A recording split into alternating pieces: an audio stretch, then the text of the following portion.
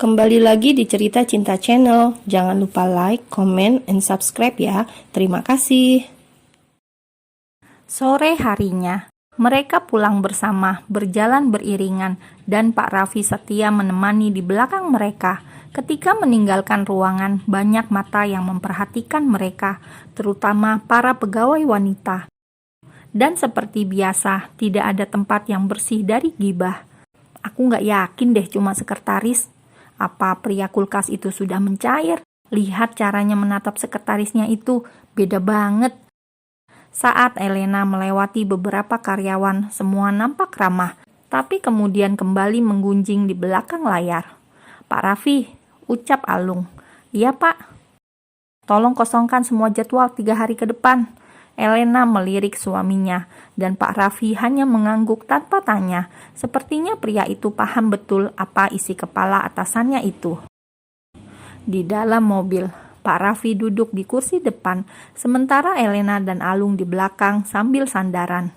"Memang ada apa 3 hari ke depan?" tanya Elena yang sejak tadi penasaran. "Nanti juga kamu tahu," bisik Alung. Dan hal itu tertangkap oleh mata Pak Raffi yang tidak sengaja melirik kaca di depannya. Ia hanya tersenyum tipis. "Berhenti di apotik, Pak." "Baik, Tuan."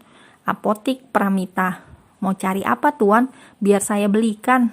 Pak Raffi sudah percaya diri, sudah melepaskan sabuk pengaman. "Tidak usah, saya sendiri saja. Ayo, Elena." Alung memegang tangan istrinya. Seketika wajah Pak Raffi ditekuk. Sepertinya Alung sudah tidak membutuhkan dirinya lagi. Sering sekali ia diusir ketika sedang bersama Elena. Padahal mereka berdua bos dan bawahan yang solid. Kemana-mana selalu bersama. Kacang lupa kulit. Di dalam apotik, Alung membisikkan sesuatu pada apoteker, membuat Elena curiga. "Terima kasih." Alung tersenyum pada pegawai apotik yang memberikan ia sekantung obat. "Apa itu?" Elena dibuat penasaran. "Bukan apa-apa." "Mencurigakan," gumam Elena. "Nanti aku kasih tahu." Elena menghela nafas panjang, kemudian berjalan menuju mobil karena Pak Raffi pasti sudah menunggu. "Habis ini kemana lagi, Tuan?" "Langsung ke rumah." Wus! Mobil melesat meninggalkan parkiran apotik, menuju jalan besar dan menuju kediaman Alung yang besar dan megah tersebut.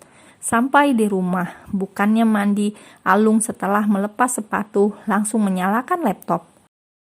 "Nggak mandi dulu?" "Sebentar, tanggung." Elena meraih sepatu suaminya, kemudian meletakkan di tempat yang semestinya. Mata cantiknya itu sesekali melirik ke arah layar. Dilihatnya gambar pantai dengan pasir putihnya. Lalu gambar berubah menjadi sebuah hotel, entah resort atau apa. "Kesini? Apa kesini?" tanya Alung yang membuat Elena bengong. "Apanya?" "Honeymoon, sayang, honeymoon." "Bahkan bengkak ini saja belum mereda." "Astaga," batin Elena. "Kalian pergi aja, tenang, Gavi aman sama Mama." Mama Ami memeluk Elena yang terlihat berat menitipkan Gavi pada mertuanya itu. "Makasih, Ma," ganti Alung yang memeluk wanita yang sudah ia janjikan cucu tersebut. "Pulang bawa garis 2 ya," canda Mama Ami. "Masih muda banget, Mah, kasihan juga kalau hamil," sanggah Alung.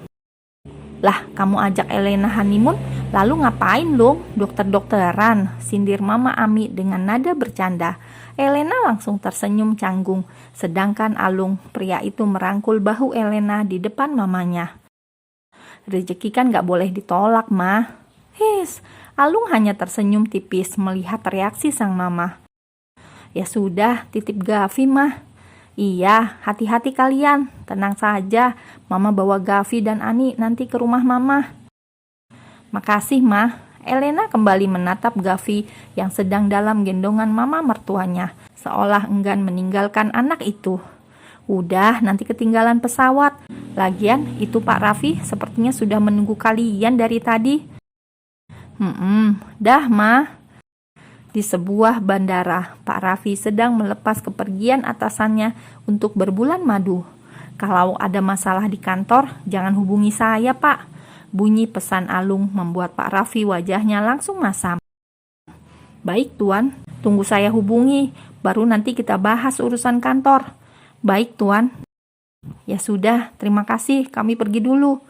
Pak Raffi mengangguk, kemudian menatap kepergian Alung yang kala itu merangkul bahu Elena untuk masuk ke dalam.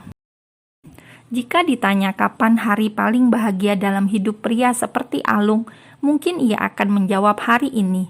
Ya, hari di mana ia berjalan beriringan dengan seorang wanita yang membuat hatinya luluh.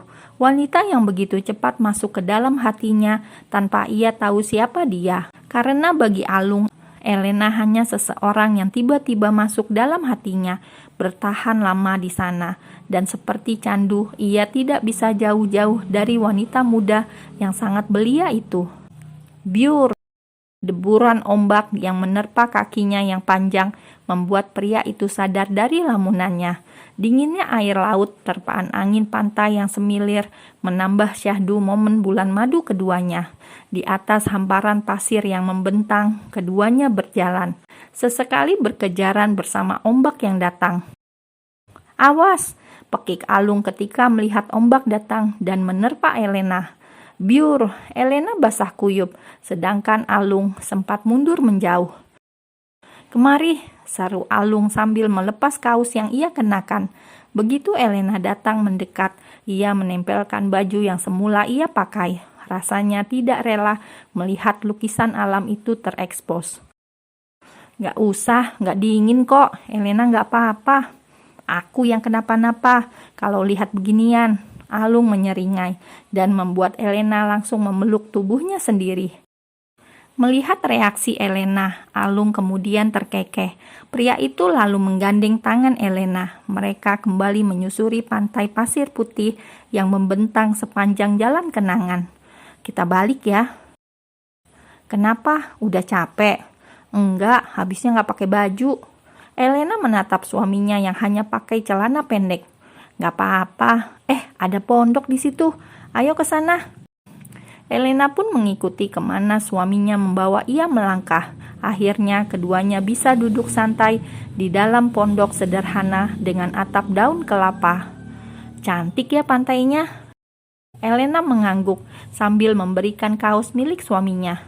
Ini kaosnya. Jangan menggoda aku ya Elena, nanti aja di kamar. Elena memutar bola matanya. Ia bingung karena merasa sedang tidak menggoda suaminya itu. Pakai lagi, seru Alung menepis tangan Elena yang memberikan kaos miliknya. Astaga, Elena hanya bisa geleng-geleng hanya karena memakai pakaian basah di depan suaminya. Itu pun karena tidak sengaja, masa dikatakan menggoda. Bagaimana kalau tidak memakai apa-apa, bisa-bisa tuduhannya berlapis. 6 bulan berlalu setelah kepulangan mereka dari bulan madu. Elena memilih tetap di rumah, fokus dengan persiapan masuk ke perguruan tinggi. Alung juga sudah tidak sebutin sebelumnya. Sudah tidak meminta Elena untuk 24 jam non-stop di sisinya. Bukan karena bosan, yang pasti bukan itu. Ini semua demi kebaikan Elena. Istri kecilnya itu masih sangat muda. Alung tidak mau merenggut masa muda istrinya itu. Apalagi Elena juga butuh bersosialisasi. Jadi meski berat, akhirnya Alung memberi kelonggaran Elena untuk bergaul dengan teman sebayanya. Bagaimana? Ada yang ketinggalan? Tanya Alung sembari menatap istrinya yang sudah siap. Hari ini ia akan mengantar Elena ke kampus. Beberapa minggu lalu, istrinya tersebut sudah diterima di sebuah universitas di kota itu. Nggak ada mas, sudah beres semuanya. Nanti kalau butuh apa-apa langsung telepon. Iya, jawab Elena sambil tersenyum manis. Dan jangan tersenyum seperti ini pada pria lain. Iya, langsung pulang, jangan main. Mending bawa teman ke sini, nggak apa-apa. Iya, beneran loh. Astaga, iya mas. Elena ini mau kuliah, tapi diberikan bekal larangan ini itu membuat ia jengah juga. Namun ia hanya menunjukkan dengan tersenyum. Kampus UE. Langsung pulang ya, kasihan Gavi nanti nyariin. Elena kembali tersenyum. Pakai alasan Gavi segala. Bilang aja Elena gak boleh main. Wanita muda itu pun mengangguk saja. Klek, Alung turun terlebih dahulu, membuka pintu untuk Elena, bak seorang ratu. Begitulah ia memperlakukan istri kecilnya itu. Kalau boleh egois, ingin rasanya ia bawa Elena kemana-mana.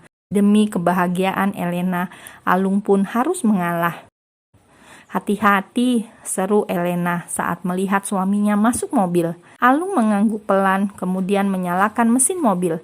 Dan ketika dalam perjalanan, Altar tumben menghubungi dedinya. "Iya sayang," sembari menyetir ia memasang headset. "Dedi nggak kesini?" "Iya, bulan depan ya. Mami masih repot, soalnya baru masuk kuliahnya."